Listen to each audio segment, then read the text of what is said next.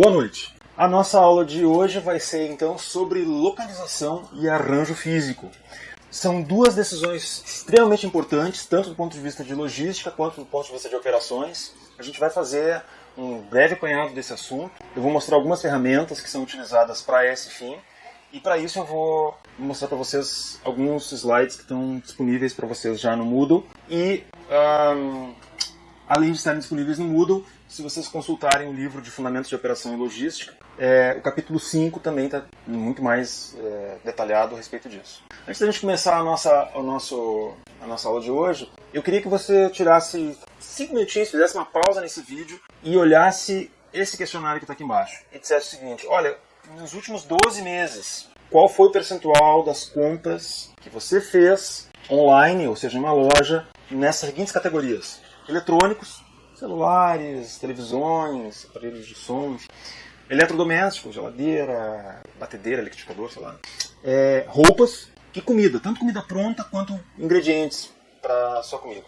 Dá uma pensadinha nisso, dá uma pausinha no vídeo, anota num cantinho aí e voltamos a falar nisso na sequência. Bem, a aula de hoje trata sobre duas importantes decisões espaciais. Uma delas é onde colocar minha operação, que é a localização, e a outra é como organizá-la internamente, que é a questão do arranjo físico. Então a gente vai tratar essas duas numa mesma sessão aqui. E começamos então com a questão da localização. A localização das instalações, portanto, é o processo de determinar o local geográfico de uma ou mais operações de uma empresa. É onde a gente vai ficar colocado.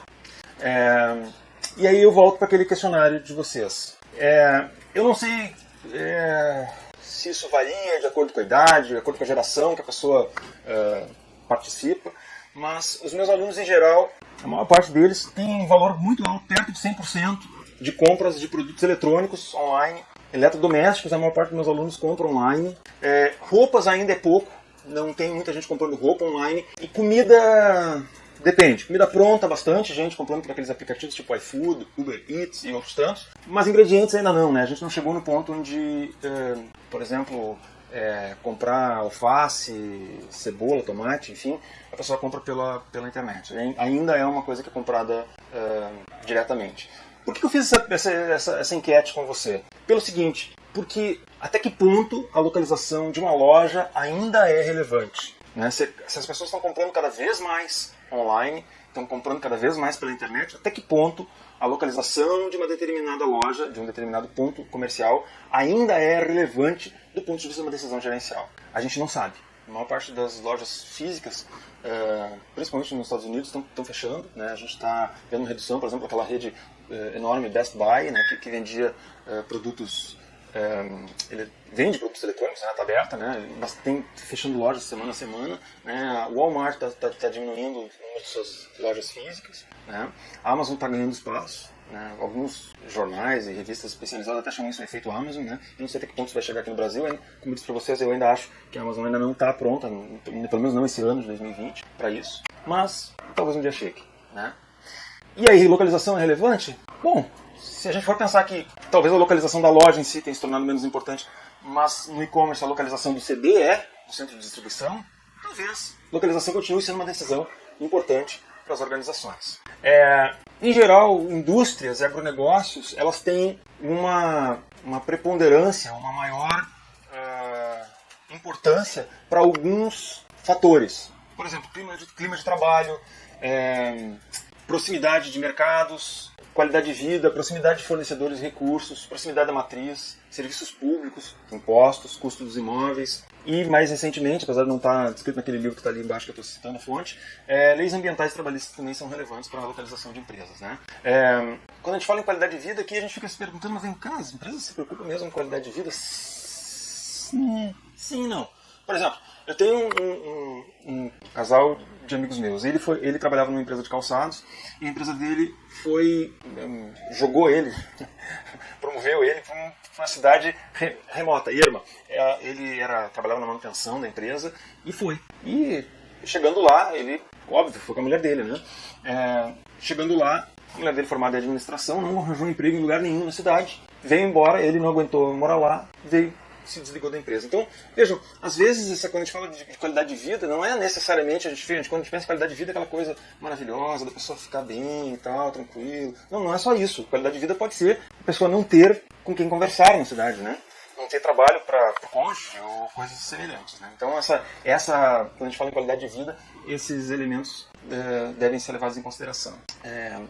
Proximidade de mercados e clientes, agora, são fatores que a gente talvez não seja tão relevante, principalmente em indústrias e agronegócios, porque, a não ser itens muito perecíveis, tipo leguminosas, verduras, frutas, né? Fruta nem tanto, mas leguminosas e verduras, porque hortaliças, né? Porque, na verdade, esses produtos hoje eles podem ser transportados, os meios de transporte evoluíram muito, né? A gente vai ver mais adiante quando a gente falar de modalidade de transporte. Então, essa questão de proximidade dos mercados, também em função da logística, de avanços na tecnologia da logística, está se tornando um fator que não tem tanta importância mais, não é um fator tão importante quanto era no passado.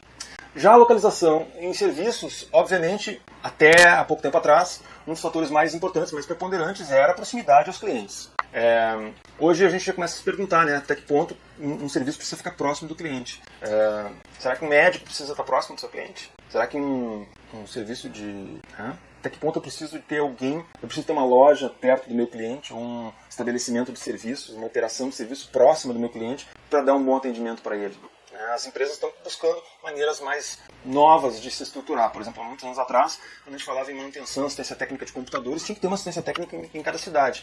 Há pouco tempo atrás eu tive um problema no equipamento eletrônico, eu coloquei ele dentro de um envelope do correio, né, com um código lá. Esse produto meu, eu acho que era um laptop, foi para a assistência técnica do fornecedor, o fornecedor fez a manutenção que tinha que fazer e me retornou pelo correio. Não tive contato com a assistência técnica, né? Poucos anos atrás eu tive um problema, eu tive que ir até pessoalmente até a assistência técnica para levar lá em Porto Alegre. Então, assim, são coisas que a gente, né, não tinha na minha cidade, eu morava em São Leopoldo naquele momento, eu tive que levar até Porto Alegre o produto, eu tive uma outra marca, enfim. Então, vejam, as diferentes empresas estão estruturando de diferentes formas os seus produtos e serviços, e a proximidade aos clientes pode estar começando a ficar menos relevante do que já foi no passado. A tecnologia também, hoje, nos Estados Unidos, por exemplo, uma empresa que cresce muito rapidamente é uma empresa que dá suporte médico aos seus clientes por teleconferência. Então, a tecnologia da informação, o avanço nas comunicações está fazendo com que alguns serviços que antes eram impraticáveis de serem feitos remotamente, hoje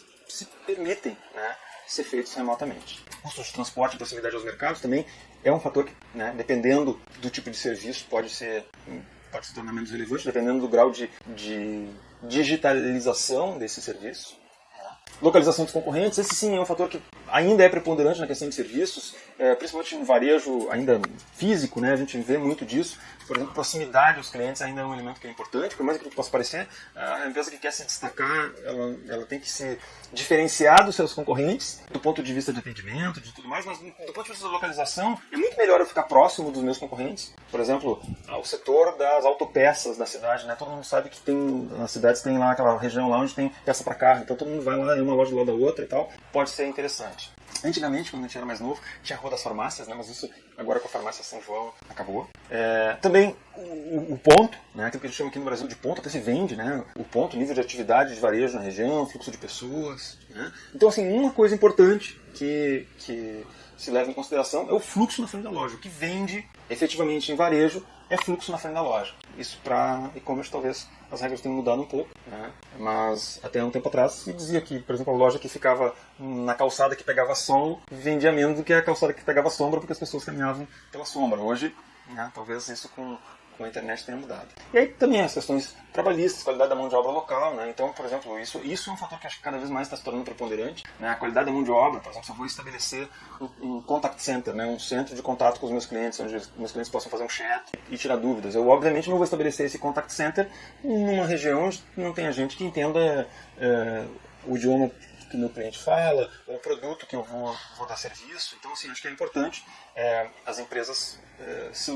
identificarem a qualidade da mão de obra local na localização dos serviços que elas querem prestar para poder atrair funcionários que tenham uma habilidade superior para atender os seus clientes. Então, em que ordem a decisão de localização se estabelece? Primeiro, se tem uma empresa de multinacional, né, a gente vai olhar em que país a gente vai localizar as operações. Né? No caso de uma expansão internacional, por exemplo, da empresa. Depois, segundo, uma decisão regional. Dentro daquele país, qual estado ou província é mais adequado para localizar a minha operação.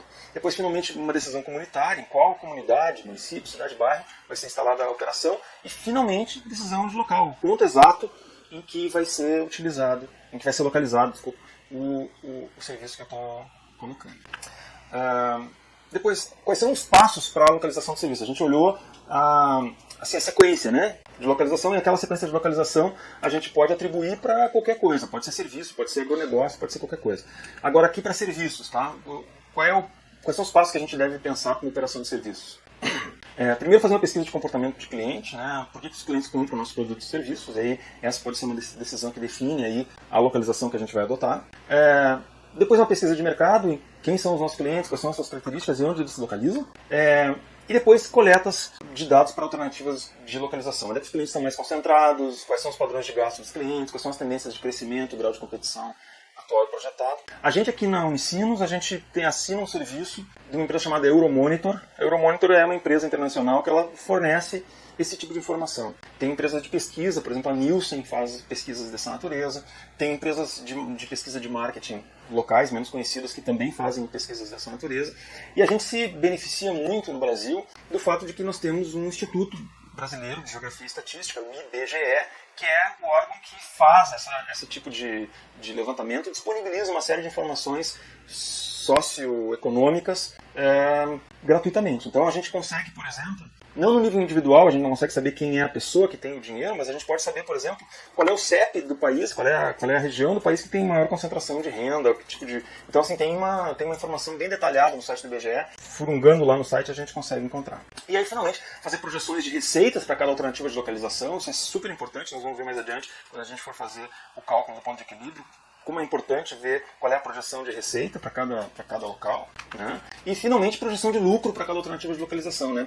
Pensar que diferentes localizações têm diferentes despesas operacionais programadas. E aí, de novo, entra o cálculo que a gente vai ver lá adiante do ponto de equilíbrio. Vamos falar de 3 técnicas para auxiliar na tomada de decisão de local ou de localização. São 3 técnicas independentes. Eu já falei de algumas antes para vocês, né? Aquelas de pesquisa de mercado, pesquisa de consumidor. Claro que não são foco da disciplina de logística, vocês vão aprender isso nas disciplinas de marketing, comportamento do consumidor, etc. Mas essas técnicas que eu vou explicar, provavelmente as outras disciplinas não tratam em tanta profundidade, eu vou falar de algumas. Eu vou falar de 3 técnicas. É a técnica da matriz ponderada de alternativas, a técnica do centro gravitacional. E essa eu vou falar de uma forma um pouco mais superficial, não vou explicar como é que calcula, e vou trabalhar com a técnica do ponto de equilíbrio, que ela é muito mais simples de ser entendida. De novo, eu acho que o importante nessas 3 técnicas é o seguinte: você tem que usar a técnica que o seu cliente entende. Então, se você vai aprender uma técnica, aprenda aquela que você vai conseguir usar junto aos seus clientes. A técnica do centro gravitacional, eu não vou explicar o processo de cálculo manual, porque não dá para fazer com planilha, ao contrário das outras. Ela é uma técnica que é possível de ser utilizada, ou ela funciona com softwares específicos. Então eu não vou me ater a isso, eu vou só explicar, dizer que ela existe, como é que ela funciona, e aí eu vou utilizar ela para isso. Bom, vamos então olhar a questão da matriz ponderada de alternativas. A matriz ponderada de alternativas funciona mais ou menos como aqueles comparativos que a gente encontra muitas vezes em revistas do tipo 4 rodas ou revistas de informática que tentam comparar, por exemplo,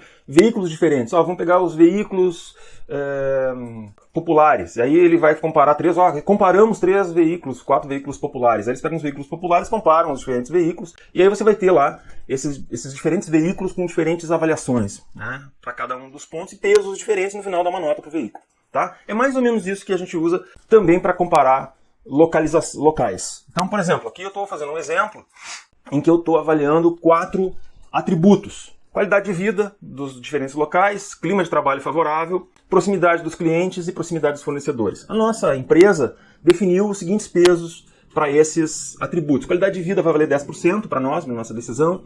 Clima de trabalho favorável vai valer 10%. E proximidade dos clientes e proximidade dos fornecedores, cada uma vale 40%. Tá?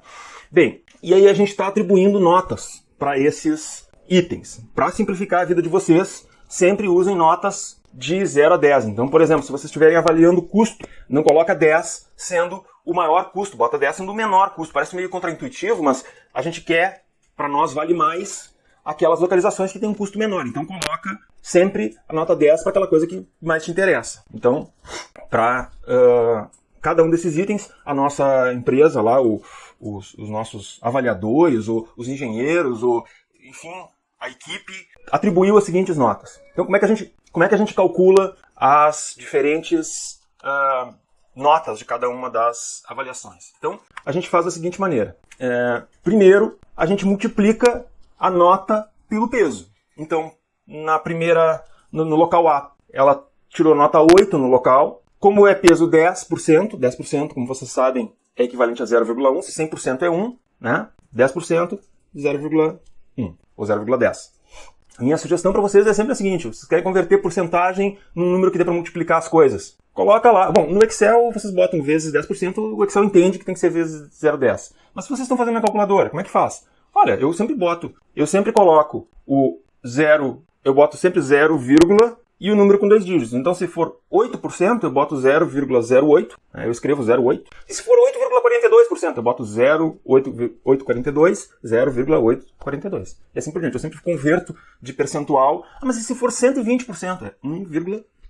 E assim por diante. Ok? Então, voltando à nossa solução aqui. 8 vezes 0,10 dá 0,8. Aqui de baixo a mesma coisa. 8 vezes 0,10, 0,8. 5 vezes 0,4 dá 0,2. E 9 vezes 0,4 dá 3,6. Soma todos esses valores aqui embaixo, a nota do local A vai ser 7,2. Essa é a nota ponderada, é a média ponderada das notas. Vocês lembram lá da média ponderada? A média ponderada é, né, multiplica pelo peso, divide pelo total. Aqui eu já estou dividindo pelo total direto, né, 100%, divido tudo por 100%. Mas se você quiser fazer, né, aquele método antigo que você aprendeu no colégio lá, de fazer a média ponderada, bota 8 vezes 10 e depois divide tudo por 100. Dá exatamente no mesmo. E aí, fazendo a mesma coisa para todos os outros locais, né, a nota 7 vezes 0,10 a 0,7, assim por diante, você vai ter as notas de cada um dos locais. 7,2 para o local A, 3,4 para o local B, 8,0 para o local C e 2,4 para o local D. Usando esses critérios, usando esses pesos, que, de novo, poderia ser diferente dependendo dos pesos, então, portanto, é importante ter consenso com relação aos pesos, a nota é 8,0. Do ponto de vista prático, como é que a gente usa isso, tá? O bom é fazer isso em consenso, em grupo. Por que eu digo isso? Porque se você for para um cantinho e fizer as contas e trouxer isso para a diretoria vai olhar e vai te dizer assim...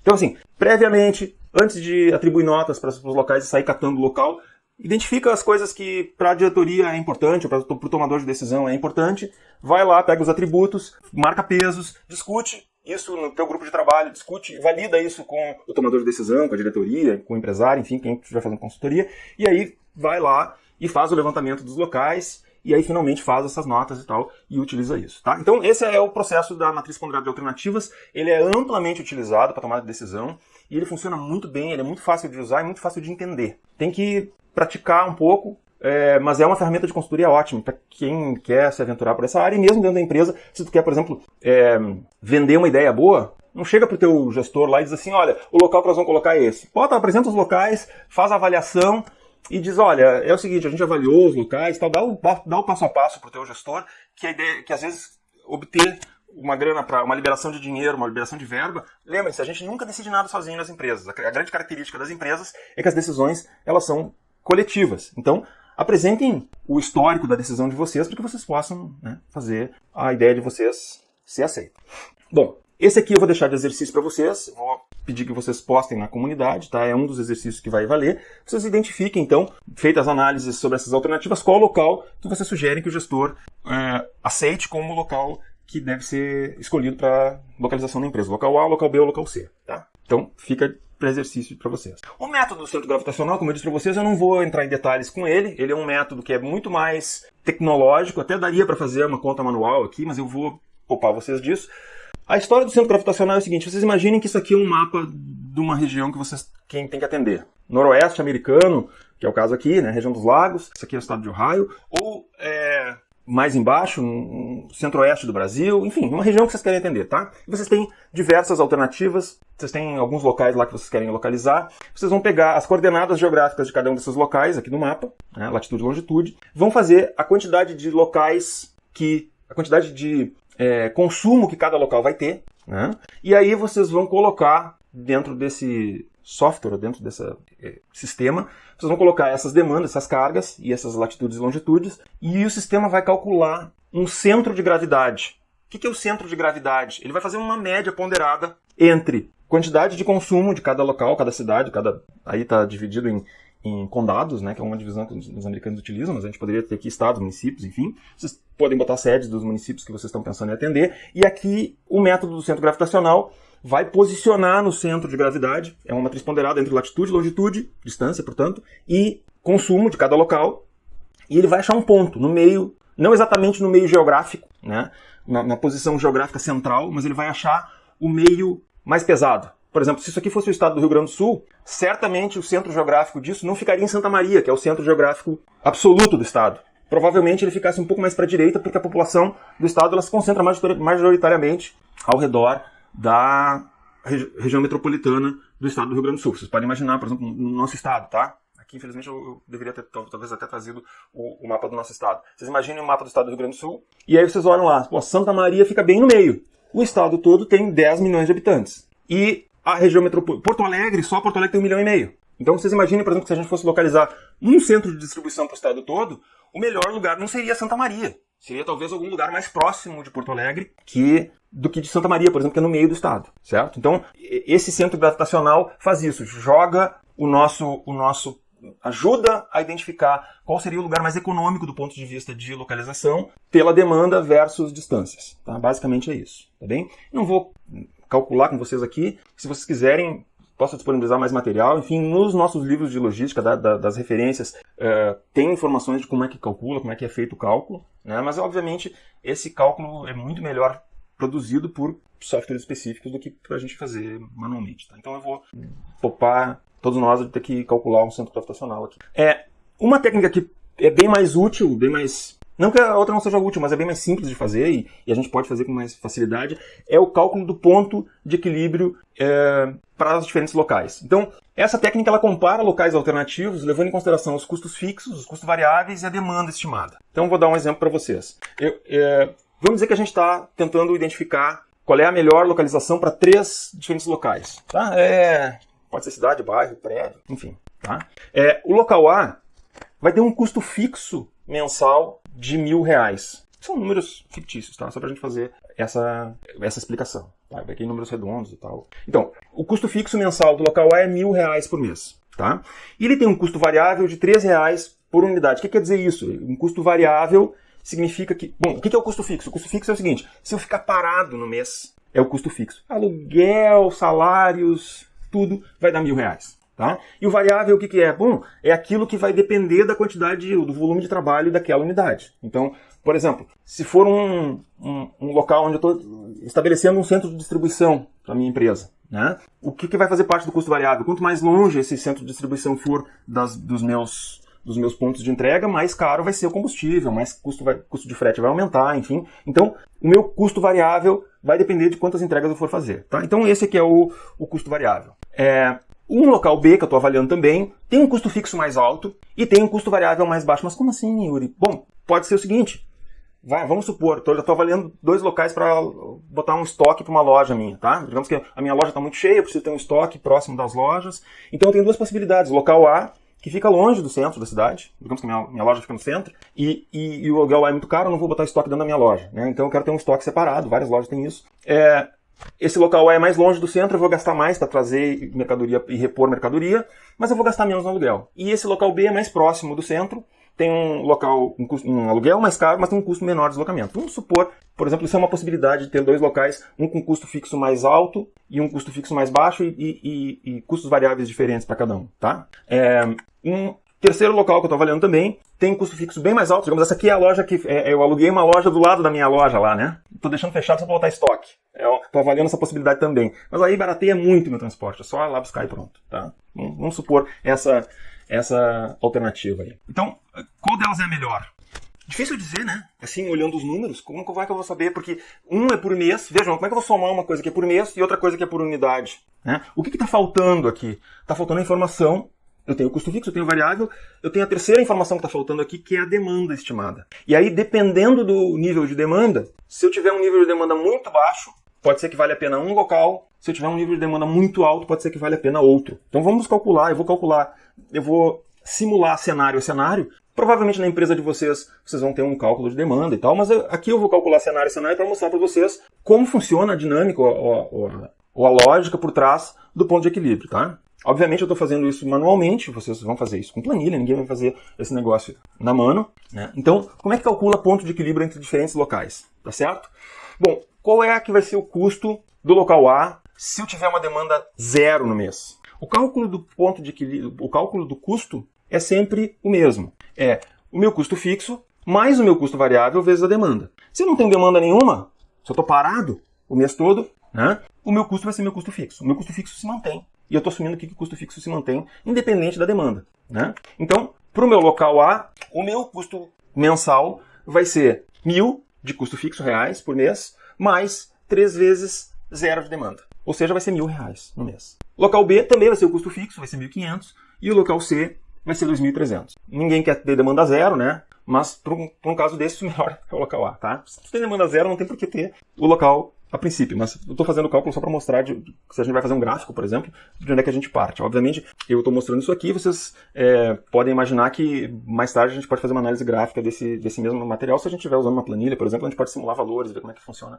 as coisas assim por diante. Eu vou mostrar mais tarde também como é que interpreta uma análise gráfica disso. Bom, vamos dizer que eu tenho uma demanda de 100 por mês, 100 unidades. Como é que vai ser minha conta? Minha conta vai ser 1.000, que é o custo fixo, independente de qualquer volume, mais 100, que é o meu custo por unidade, 3, que é o meu custo por unidade, vezes 100, que é a minha demanda. Isso vai dar 1.300, certo? No caso do local B, eu vou ter 1.500, que é o custo fixo, mais 100 unidades mensais, mais R$2 por unidade, eu vou ter 1.700. E no local C, eu vou ter 2.300, que é o meu custo fixo, mais 100, que é a minha demanda mensal, mais R$1, que é o meu custo variável, vai dar 2.400. Então, a 100 unidades, se eu tiver, por exemplo, lá uma previsão de demanda, olha, eu vou fazer 100 movimentos no mês, 100 vendas, 100 produção, 100 entrega, sei lá, 100 unidades no mês, eu vou preferir o local A porque vai me gerar menos custo, tá bem? Se a minha demanda for 200, eu vou ter um custo para o meu mensal, para o meu local A, de 1.600, como está ali demonstrado, para o meu local B de 1.900 e para o meu local C de 2.500. Ou seja, eu vou ter um custo ainda mais vantajoso para o local A. Agora, 300, 1.900 para o local A, 2.100 para o local B e 2.600 para o local C. Ainda está saindo vantajoso o local A. 400 por mês, unidades, né, demandadas. Vai ser 2.200 para o local A, o meu custo, 2.300 para o local B e 2.700 para o local C. Ainda está valendo a pena o local A. Para 500, eu vou ter 2.500 de custo no local A, 2.500 de custo no local B, veja que empatou, e esse é, portanto, o ponto de equilíbrio entre os dois locais, ou seja, do ponto de vista de decisão, do ponto de vista da decisão racional, né, do custo, olhando só para o lado do custo, uma demanda de 500 é o ponto de equilíbrio entre o local A e o local B. A partir desse momento, a gente vai ver uma mudança, mas se a minha demanda for exatamente 500 no mês, a gente vai ter uma indiferença entre esses dois locais. Esses locais representam uma situação de igual vantagem para a empresa. Já o local C continua sendo mais caro, né? Então, até 500, você usa o local A, escolhe o local A, 500 exatamente, as duas situações se equilibram. Agora 600, local A vai custar 2.800, o local B vai custar 2.700 e o local C vai custar 2.900. Ou seja, a partir deste ponto, e é por isso que é chamado de ponto de equilíbrio, as duas alternativas se desequilibram, né? E passa a valer a pena o local B. Então, se vocês têm mais de 500, está valendo a pena o local B. A 700 é 3.100 para o local A, 2.900 para o local B e 3.000 para o local C. Ainda está valendo a pena o local B. A 800, bom, o local A nunca mais alcança, né? O local A vai ser 13.400, o local B vai ser 3.100 e o local C vai custar 3.100 também. Ou seja, 800 no mês é o ponto de equilíbrio entre o local B e o local C. A partir desse ponto, ou exatamente nesse ponto, as duas alternativas são indiferentes, certo? Vamos ver o que acontece, então, a partir daqui. Vocês vejam que a diferença entre o local B e o local C, ela foi se estreitando entre 500 e 800. Quando chegou em 800, elas ficaram iguais. Bom, agora vamos olhar o que acontece. Ainda o local A está mais caro, o local B, 13.300, e o local C passa a ser mais vantajoso. Então aquele local que até agora não oferecia vantagem porque ia ser mais caro, a partir de um certo ponto começa a valer a pena, né? Como são várias situações na vida. Olha, de repente, professor, eu tenho um imóvel, eu estou para escolher entre 2 carros para mim, ou várias situações na vida. Eu tenho situações em que um veículo, por exemplo, é mais caro, mas ele vai ser mais econômico a partir de um certo ponto, e eu tenho um outro veículo que ele vai ser mais barato, mas ele vai ser mais vantajoso a partir de um certo ponto, né? Às vezes nem é uma questão de vantagem econômica, pode ser, o ponto de equilíbrio pode ser outro, né? Eu, por exemplo, quando me mudei, eu morava a 5 km da universidade, agora eu moro bem mais distante. Quando eu me mudei, eu tive que trocar de automóvel, de um automóvel econômico, que eu usava para me deslocar todo dia para a universidade, para um automóvel mais confortável. Não que ele vai fazer menos por litro, não, pelo contrário, ele está gastando mais por litro. Mas ele me permite chegar inteiro na universidade, né? Poder me levantar e tal. A partir de uma certa idade, vocês sabem que a coluna já não é mais a mesma, então a gente tem esse tipo de situação. Bom, para finalizar então o nosso ponto de equilíbrio, eu calculei todos aqui, então o que acontece? Vejam que existem faixas de otimização aqui entre os diferentes locais. Até 500, o local A é melhor. De 500 a 800, o local B é melhor. E a partir de 800, o local C é melhor. Então, bom, mas aí tu te pergunta o seguinte, pô, mas vem cá, a minha empresa não vende 500 todo mês, né? Pode acontecer dela vender um pouco mais, um pouco menos, como é que eu faço? Bom, óbvio, eu estou fazendo o cálculo aqui no mês, vocês podem fazer o cálculo no ano para, de repente, absorver alguma eventual sazonalidade que aconteça na empresa de vocês. Por exemplo, a minha empresa fica no litoral norte. Então, assim, eu tenho um pico de demanda furioso nos meses de verão, e nos meses de inverno eu tenho uma baixa de demanda.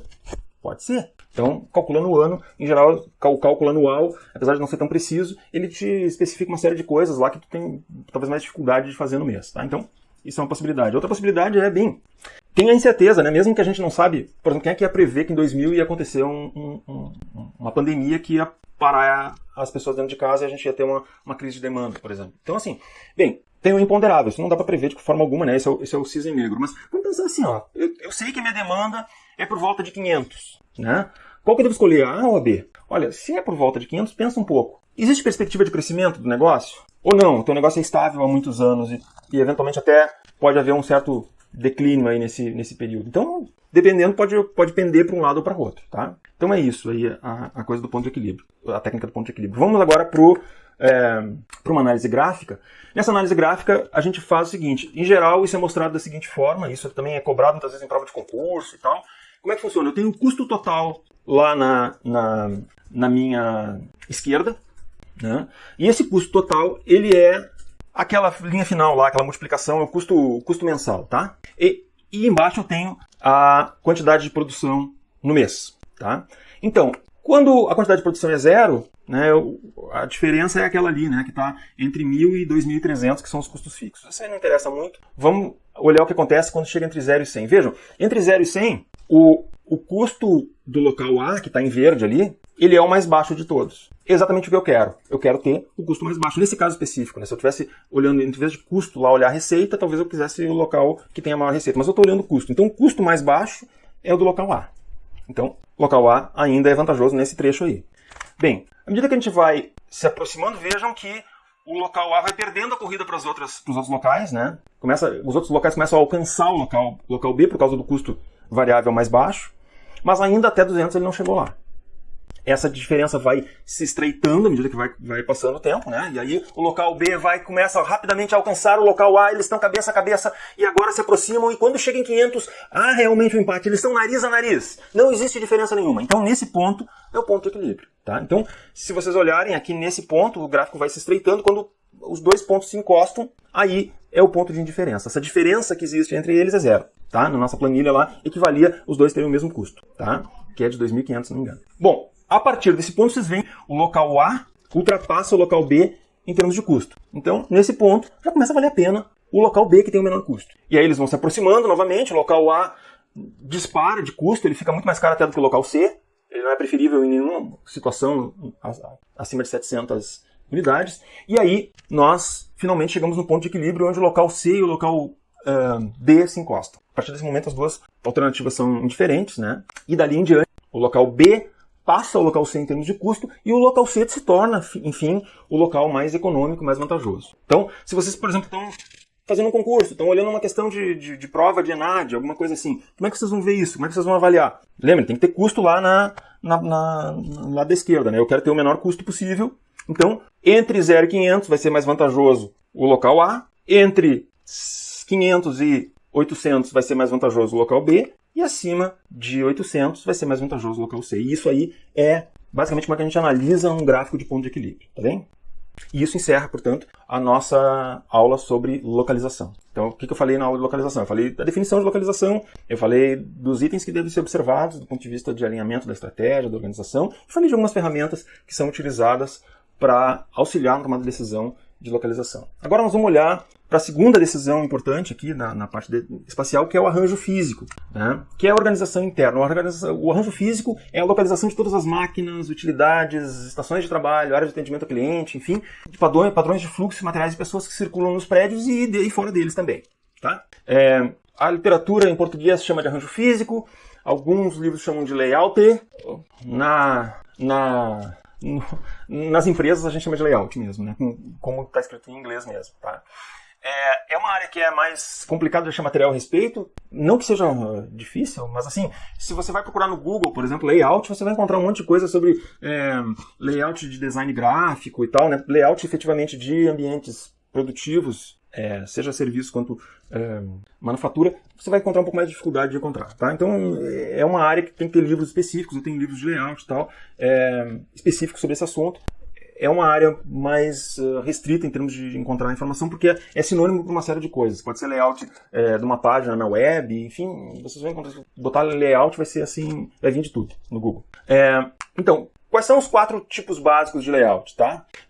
O layout, da mesma forma que o DNA, que tem 4 letrinhas, né? E tudo pode ser escrito, todo o código genético todos os seres vivos pode ser escrito a partir dessas 4 letrinhas. O layout tem 4 tipos básicos, e tudo pode ser escrito a partir desses 4 tipos básicos. Eu vou mostrar esses 4 tipos básicos, e depois eu vou mostrar como é que a gente faz efetivamente esse layout na prática mesmo. Bom, o primeiro tipo de layout é o que a gente chama de layout posicional. O layout posicional, ele é utilizado quando a gente não tem outra alternativa. Na verdade, é o layout mais caro que tem, é o layout mais lento. A gente tenta evitar o layout posicional a todo custo, né? O que consiste o layout posicional? Você está construindo um prédio, está lá a estrutura do prédio está de pé, você tem que trazer os tijolos até o prédio para ir colocando os tijolos um em cima do outro. Isso é layout posicional. Você tem um navio, está lá a estrutura do navio, você precisa trazer todas as coisas que precisa colocar no navio, os equipamentos, as chapas, enfim, tudo lá para trazer até o navio. Você está montando um motorhome, você tem que trazer lá as peças, os equipamentos e tal, que vai montar o motorhome para colocar lá dentro. Então, o layout posicional, ele é isso. O dispositivo fica parado, como a gente viu lá na minha aula do Henry Ford, né? Ele é super lento, vocês vejam, voltem lá naquele vídeo se vocês não lembram. Olhem quando eu falei lá do layout da fábrica da Ford, a mudança que foi de velocidade quando o carro ficava parado e as pessoas em volta montando o carro, quando o carro começou a se movimentar na linha de produção. É muito mais rápido quando o produto se movimenta e as pessoas e os trabalhadores ficam parados, né? Então, como eu disse, é o layout que a gente usa quando a gente não tem outra alternativa. A gente deixa no layout posicional mesmo, tá? Bom, como é que a gente ganha escala no layout posicional? Deixa de usar ele. A gente tem que procurar, como gestor, alternativas ao layout posicional na melhor medida possível. Por exemplo, na construção civil, o que foi o maior avanço de produtividade na construção civil? Foi as lajes pré-moldadas, a construção de lajes e vigas fora do canteiro de obras e transportado aquilo tudo pronto, em vez de botar moldes e não sei o que, montar tudo lá no local, fabrica num lugar qualquer e leva aquilo pronto para o lugar lá. Isso foi um acelerador violento na área da construção civil. Então, como é que a gente melhora o layout posicional? A gente evita ele, tá? Mas, se não for possível evitar, mantém esse layout posicional. Minha dica para vocês, quando vocês tiverem que fazer um estudo de layout, olhem tudo que está sendo posicional na organização e, se possível, eliminem ele, tá? Na área de serviço, como é que isso funciona? É o restaurante à la carte. Está sentado lá, você com a sua excelentíssima, o seu excelentíssimo, estão lá sentadinhos, bonitinhos, um na frente do outro, aquela velhinha no meio, certo? E vocês são servidos à francesa. Né? Vem lá o garçom, traz as coisas para vocês, vem um outro garçom, oferece a bebida, vem um outro garçom, não sei o que e tal. Vocês estão sentadinhos ali. Isso é o layout posicional. Agora me diz uma coisa, o que é mais caro? O restaurante esse que vem todo mundo te servir na mesa, ou o restaurante aquele que você vai se levantar e vai se servir lá? Né? É óbvio que esse aí que você está sentado na mesa é muito mais caro. Mas você não vai levar né, o seu excelentíssimo, sua excelentíssima, para uma aniversário, comemoração, um jantar romântico num buffet, aquilo, né? Você vai para lá. Então, assim, tem situações em que a gente não deve tirar o layout posicional, principalmente quando esse layout posicional, em serviços, principalmente, refletem uma maior qualidade para o cliente, enfim, é a razão pela qual ele está procurando o teu estabelecimento, tá bem? O outro tipo de layout que se opõe diametralmente foi o segundo layout inventado, que é o layout em linha de produção. É o layout que a gente chama de layout por produto, né? Ele é utilizado na produção em massa. O Henry Ford foi o grande patrocinador desse layout para produtos complexos como o automóvel, mas ele, claro, ele é utilizado há muitos e muitos anos, né, para desmanche de carcaças de animais, né? Os matadouros usam esse tipo de correia, e na verdade a inspiração do Henry Ford se deu ali, né? Ele foi observar por alguma razão um matadouro e via as pessoas enganchando carcaças de animais e cortando os pedaços numa polia que se mexia. Se vocês forem no matadouro até hoje, num frigorífico, alguma coisa assim, vocês vão ver isso existe até hoje. Então lá os animaizinhos estão pendurados ali e vão sendo removidas as partes deles e as pessoas estão paradas ali. Ninguém vai lá buscar o frango lá no início para fazer o seu processo, tá? Qual é que é a vantagem desse layout? Ele é extremamente econômico, ele é extremamente rápido, ele é altamente especializado, né? Então as pessoas fazem coisas muito rapidamente. É extremamente conveniente do ponto de vista de movimentação de materiais, a gente não vê caixa rolando e coisa parada pelo meio da fábrica. Por outro lado, ele tem uma flexibilidade muito baixa, é muito difícil parar uma linha de produção para fazer outra coisa agora, né? Então ele é um layout que faz muito sentido quando você não precisa mudar quase nada na linha de produção. Se você está fazendo eteno, benzeno o dia todo, não precisa, é o layout por linha mesmo, layout por produto. Mete lá uma linha de produção fixa, uma planta fixa para fazer aquilo e manda bala o dia inteiro naquele negócio, tá? Ele não é muito robusto a interrupções. Então, por exemplo, você vai no polo petroquímico lá, né? Tem aquela chaminé lá, com aquele foguinho lá ligado o tempo todo. Aquele foguinho ali é uma chama piloto, né? Aquela chaminé é uma chaminé de exaustão de gases. Quer dizer, se parar a linha de produção, as pessoas não tem como ir lá e fechar, tem que escoar o gás da linha de produção, aquilo ali sai pegando fogo e custa uma pequena fortuna por hora, né? É um carro zero por hora que está sendo gasto ali para manter a fábrica segura, né? Então veja, se eu tenho uma linha de produção e para um dos elementos da linha de produção, eu tenho que parar a linha toda. Então ela é razoavelmente frágil para interrupções e ela se presta a um trabalho muito repetitivo, né? No caso de linhas de produção muito automatizadas, isso não é tão problemático, né? A gente não tem ninguém lá na linha de produção mesmo, mas no caso de linhas de produção que são manuais, isso dá um trabalho muito grande em termos por exemplo, vamos pegar aqui a indústria do frango, né? Existem estudos, por exemplo, que mostram que talvez o que a indústria do frango gera de impostos não cubra o custo da doença que as pessoas têm por lesão, por esforço repetitivo. Então, tem de gente encostada no INSS e tal, ou aposentada por invalidez, por ter tido movimentos repetitivos com a mão, cortando frango o tempo todo com os braços levantados, metendo mão na água gelada o dia inteiro, cortando frango, ele se presta a problemas, assim. Então, tem que cuidar muito da ergonomia do layout por produto, principalmente em processos manuais, aí, em layouts por produto, tá? O terceiro tipo de layout, ele é o layout que as pessoas associam, assim, em geral. É o layout padrão. Se você pegar uma fábrica que ninguém aprendeu nada sobre layout, você vai encontrar esse layout lá. Ele é um layout, vamos dizer assim, que não requer prática nem tão pouco habilidade, toda criança brinca e se diverte, né? Qual é que é a ideia? O layout por processo, ou também layout funcional, é aquele layout que agrupa processos semelhantes. Então, você pega, por exemplo, uma empresa que trabalha com costura. Você vai ter lá corte, o setor de corte, todos os cortes são feitos ali, as máquinas de costura ficam todas ali, uma outra área que fica montagem, outra que fica acabamento, outra que fica embalagem, outra que fica expedição. Ou seja, são processos diferentes, as coisas circulam entre as diferentes áreas da empresa, né? Então, qual é que é a vantagem disso? É que a pessoa pode ter mais flexibilidade para fazer produtos diferentes. A fábrica, o processo, né, pode ser uma coisa de agroindústria, pode ser uma empresa de serviços, é um negócio que facilita a variedade. Então é muito comum a gente ver isso em serviços. Por exemplo, você vai num banco, por exemplo, você vai ver lá a área de atendimento à pessoa física, a área de atendimento à pessoa jurídica, quer dizer, cada um é um processo especializado, tem trabalhadores especializados naquele determinado tipo de coisa, né? E não uma linha de produção onde as pessoas passam assim e vão sendo movimentadas ali dentro. Bom, então, é bom porque é flexível, né?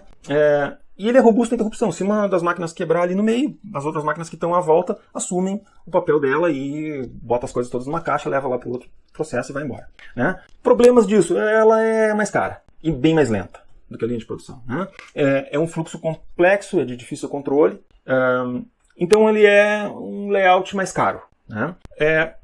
Ao longo dos... Esse foi um layout razoavelmente antigo até. Né? Mas ele era o único possível quando eu não podia fazer o layout por produto. Então, muitas empresas que faziam produtos seriados tinham que escolher entre layout por processo e layout por produto. Layout por produto, quando eu faço produtos muito padronizados, uma grande quantidade, e layout por processo, quando eu faço produtos em pequena escala, que são lotes pequenos e tal. Bem, o que aconteceu? Os lotes começaram a se enxugar. As pessoas começaram a fazer produtos em lotes menores. Exigir mais variedade de produtos. Quando tu começa a exigir muita variedade de produto, o layout por produto começa a ficar ineficiente e o layout por processo começa a ficar caro e demorado. Então, a gente tem uma situação que ela é intermediária, que é conhecida como layout celular, produção em células ou produção em grupos. O que é o layout celular? O layout celular é uma situação intermediária. Em cima, por exemplo, eu tenho aqui o gráfico espaguete, nós vamos falar mais adiante disso, de 4 famílias de produtos sendo produzidas num layout por processo. Né? Vocês imaginem o seguinte, eu tenho lá 4 tipos de produtos. Produtos da família A, produtos da família B, produto da família C, produto da família D, e a minha empresa está estruturada por processo. Tá? Eu tenho lá uma seção de tornos, uma seção de CNCs, uma seção de furadeiras, uma seção de prensa, uma seção de pintura. Vamos abstrair o que cada uma dessas coisas faz aí, não importa muito agora. Vamos pensar que são tipos diferentes de máquinas, tá? Que são iguais e estão agrupadas em seções diferentes da empresa. Né? Então, se eu estou fazendo o produto A, vocês acompanham ali o gráfico do produto A. Ele começa no torno, depois vai para o CNC, depois volta para o torno, depois vai para a pintura e sai. Esse é o produto A. O produto da família B, ele vai para o torno, vai para o CNC, volta para o torno, vai para... Até já me perdi aqui. Tão complicado esse layout por processo que eu acabei me perdendo. Vamos lá. Ele começa nos tornos, depois ele vai para as prensas, depois ele vai para as furadeiras, depois ele vai para a pintura, depois ele sai. Né? O produto do tipo C, ele começa no CNCs, depois ele vai para os tornos, depois ele vai para a furadeira, depois ele vai para a pintura, depois ele sai. Ou seja, cada produto tem que fazer um roteiro diferente dentro da empresa, certo? O que é o layout celular? Eu quebro a empresa como se fossem mini fábricas, como se fossem mini linhas de produção. Só que em vez de ser uma linha de produção com uma esteira rodando e tal, eu tenho uma célula. Eu aproximo as máquinas, eu coloco elas em U ou em círculo, fica um operador ali no meio de cada uma dessas células. A célula A vai fazer só os produtos da família A, então ele vai começar no torno, vai para o CNC, depois vai para um outro torno de novo e sai para a pintura e sai embora. O produto B começa no torno, vai para a prensa, depois vai para a furadeira, depois vai para a pintura e sai. Então, vejam, todos esses produtos estão rodando dentro daquela mesma célula. O que isso faz? Muito menos movimentação. Vocês vejam, só ver o tamanho das flechas ali dentro do desenho de cima, que é layout por processo, e o de baixo, que é o novo layout, que é o celular. Vocês veem que o tamanho do percurso desses produtos é muito menor. A movimentação é muito menor.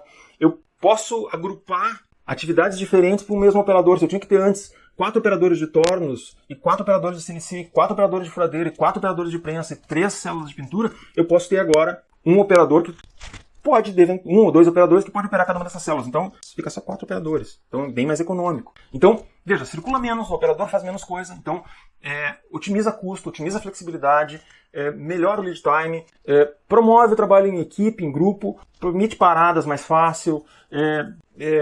Só que, claro, tem um custo de reconfiguração do layout atual, né? Pode requerer eventualmente mais equipamentos, mas em geral são equipamentos menores, mais simples, quando possível, e pode reduzir o nível de utilização dos recursos. O recurso pode ficar parado mais tempo, mas aí eu otimizo o uso do operador. Então, assim, de repente, se eu tenho máquinas mais baratas e operadores com salários mais altos, pode ser que vale a pena fazer um layout celular. Certamente, do ponto de vista da velocidade, a experiência é sensacional. Então, esses são os 4 tipos básicos de layout. Se escreve, como eu disse, a todo tipo de processo, todo tipo de desenho de arranjo físico, se escreve a partir dessas 4 tipos básicos. Tá? Na prática, né, a gente não tem empresas tipos puros. Né? A gente vai encontrar uma configuração com mais de um tipo de layout para dependendo de partes do processo. Então, por exemplo, naquele exemplo anterior lá que eu mostrei para vocês, lá do layout celular, vocês veem que todos os produtos, todas as famílias saem para cabines de pintura. Pode ser que fique desconfortável ou até quase impossível eu fazer pintura dentro da célula de produção. De repente eu preciso ter um lugar específico para pintura. Então eu posso, eventualmente, ter uma célula que faz o produto A, o produto B, o produto C e tal, e todos esses produtos depois são disparados,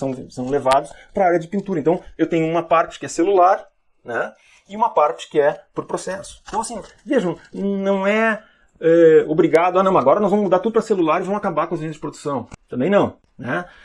Então, podem ter situações que alguns chamam, tem um livro lá que chama de monumento, né? A máquina que não tem como trocar de lugar. Eu tinha um exemplo de uma empresa lá que tinha uma prensa hidráulica de algumas toneladas e tal, mudou para o layout celular, não tinha como trocar aquela prensa de local. Então, tem que levar em consideração as limitações, o custo da mudança, enfim, para fazer esse desenho do layout. Claro que pensar o layout de antemão é muito melhor do que pensar o layout depois, mudar o layout depois e melhorar o layout depois, mas é praticamente impossível a gente pensar o layout definitivo da nossa empresa para todo sempre amém. Em geral, a empresa começa de um jeito, ela vai crescendo, ela vai aumentando, ela vai mudando, ela vai adquirindo novos mercados, ela vai fazendo novas linhas de produtos, vai desativando outras, e o layout precisa ser revisado de tempos em tempos. Então, a gente precisa ter não só o layout do ponto de vista no tempo de que a gente está estabelecendo a nossa operação, mas a gente tem que revisar o nosso layout de tempos em tempos. Então, é importante alinhar o layout com o processo que eu estou desenvolvendo na minha empresa. Por exemplo, eu tenho uma empresa,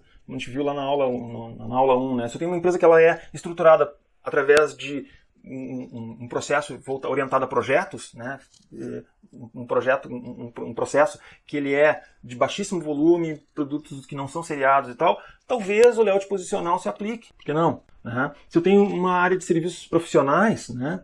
Talvez o layout posicional se aplique. Então tem que pensar um pouco como é que a minha empresa opera, né? E aí, por último, lá no final, a gente pensa assim em layout por produto. Layout por produto, apesar de ter sido amplamente substituído em várias empresas pelo layout celular, por conta de mudanças na forma de produção das coisas, existem ainda o layout por produto é imbatível para a produção de certos bens. Por exemplo, produção de produtos químicos, né? Em larga escala, o layout por produto é excelente, se presta a mecanização, ele é um processo que cai de maduro para fazer um layout por produto, né? A gente provavelmente não vai ver esse tipo de produto sendo produzido em células de produção, né? Então é preciso ajustar então, o layout ao processo, tanto ao processo de manufatura, que está aqui à esquerda, eu estou com o vídeo invertido aqui, desculpa, à esquerda, né, os processos de manufatura, quanto os processos de serviço que estão à direita aqui da minha tela. Bom, como é que a gente faz então? Qual é a ferramenta mais utilizada para análise de layout? Tem várias, tá? Eu vou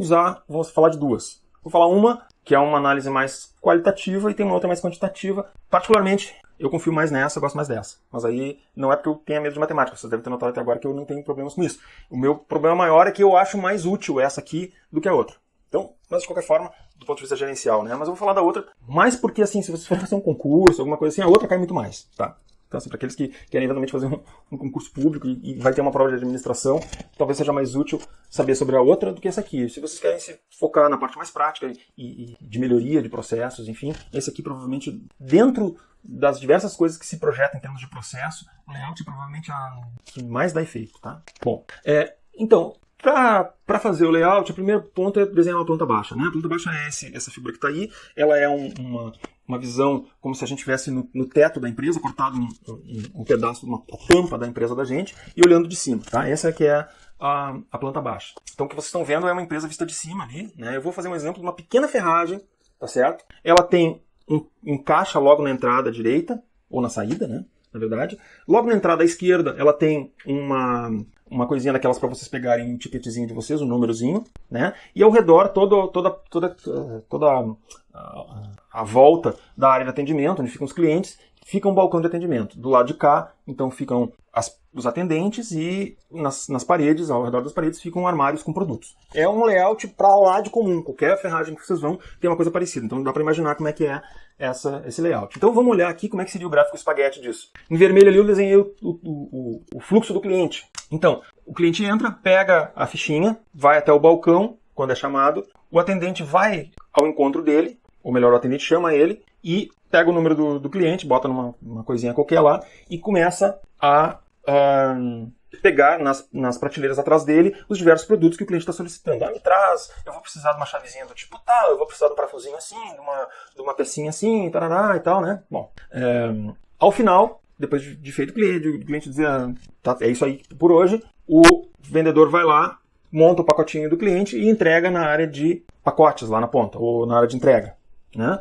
Esse cliente, então, sai do balcão, vai até... Eu tô supondo ali que ele pediu algumas coisinhas e não achou tudo o que queria ali perto, teve que se deslocar para lá mais perto do lado direito para poder pegar algumas coisas também que estavam faltando, e aí ele vai até o caixa, né, para pagar o pedido dele, certo? Uma vez pago, ele vai lá até o balcão lá na pontinha da esquerda, pega o seu produto e sai porta fora, tá? Com o seu produto e com a sua nota fiscal. Tá bem? Bem, para que serve esse layout e como é que a gente usa esse gráfico espaguete?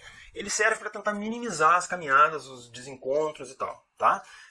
Eu não vou entrar aqui na análise de prós e contras desse layout, mas é fácil de ver se vocês forem fazer uma análise de layout, que aquele layout ali de cima, que mostra a ferragem vazia, sem ninguém dentro, e o layout de baixo, que está mostrando a ferragem viva, com o processo acontecendo, ele é muito mais informativo, ele traz muito mais informação e traz muito mais possibilidades, oportunidades da gente enxergar melhorias num determinado layout. Tá? Então essa é a ferramenta mais utilizada, é o gráfico espaguete. Então quando a gente fala de gráfico espaguete, né, eu mostrei aqui atrás, quando eu falei de layout celular, os dois gráficos do espaguete aqui desses layouts, e o layout espaguete é isso aqui, tá? O espaguete tem suas desvantagens, ele às vezes é muito complicado de fazer, principalmente se tu tem muitos tipos diferentes, fluxos diferentes de produtos, enfim. Mas de qualquer forma é uma técnica que te ajuda muito, né? Ela funciona bastante.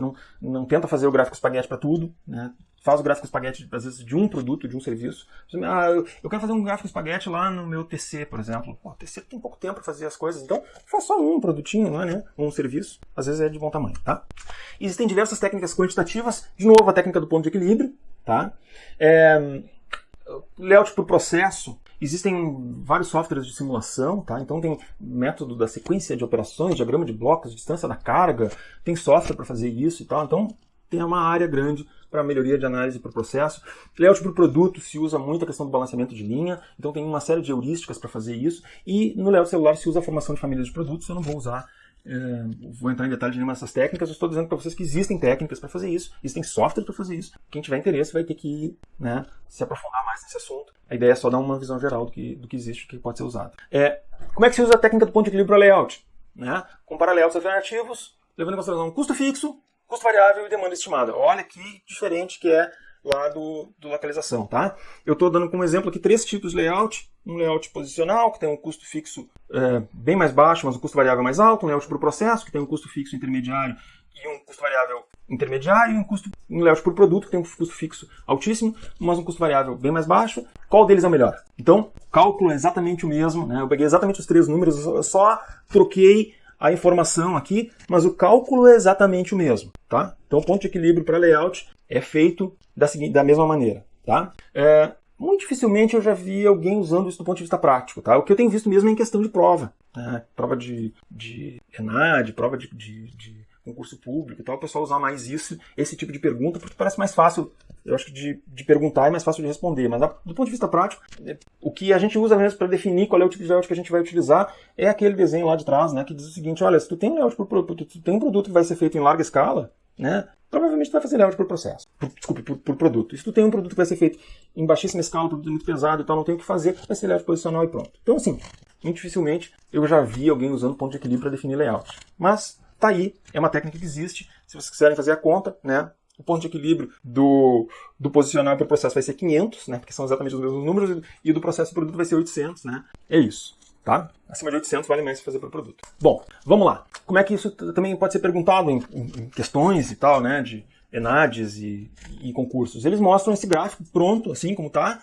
e perguntam, olha, qual é que é o melhor. Então, às vezes dão uma quantidade e tal, então é a mesma história lá do ponto de equilíbrio por local. O gráfico que tem o custo mais baixo, né, o ponto no gráfico onde tem o custo mais baixo é o melhor layout para aquele range, né, para aquela faixa de demanda. Tá? Então, basicamente, é assim que se avalia um gráfico de ponto de equilíbrio para arranjo físico, para layout, para esses fins. Tá? Isso encerra, então, a nossa aula de hoje. Espero que vocês tenha sido útil para vocês essa informação que eu estou trazendo para vocês hoje. Qualquer dúvida que vocês tiverem, postem no fórum de dúvidas, me perguntem também, pode ser acessado por e-mail, e nas nossas aulas interativas também podem trazer as dúvidas que vocês porventura tiverem referentes a esse tema específico.